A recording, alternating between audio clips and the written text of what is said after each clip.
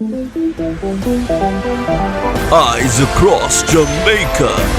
News from every angle. Let's see what is popping in the news. 3 people were reportedly injured on Marcus Garvey Drive in Kingston following a fiery 3-vehicle collision on Friday night.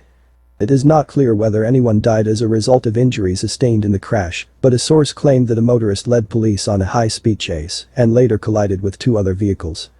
When contacted, a representative of the police's Corporate Communications Unit (CCU) confirmed that there was a crash but could not provide further details.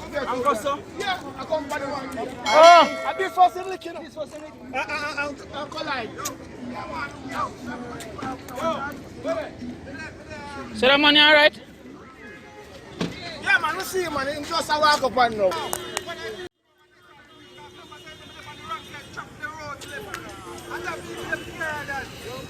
Man, I run from police on this side of the road and lick 2 cars.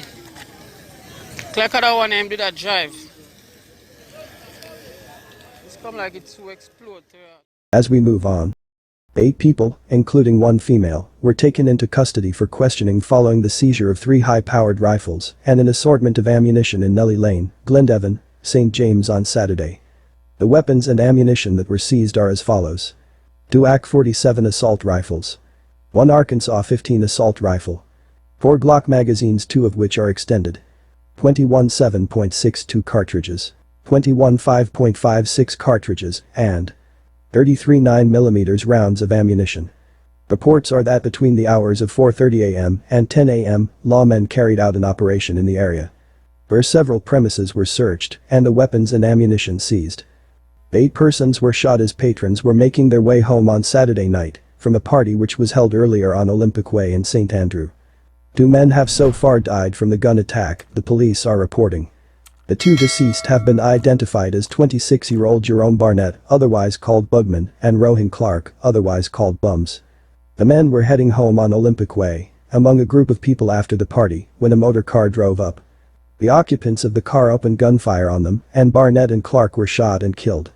The other injured persons were transported to the Kingston Public Hospital for treatment for their injuries. Members of the security forces arrested over 100 people on Saturday night after they were found at an illegal party in Hopetown, Papine, St. Andrew. Police say the persons arrested will face charges under the Disaster Risk Management Act and the promoters will face additional charges under the Noise Abatement Act. This has been the 3rd party over the span of the weekend that had to be shut down by police in the corporate area. We now move to On the Brighter Side. For the past 8 years, 42-year-old Anikia Walker's life has been a testimony of the power of God and his ability to use anyone to do his work. In her small corner, in her own way, Walker has been feeding the hungry, clothing the needy, helping the sick and living a life of service for her earthly brothers and sisters.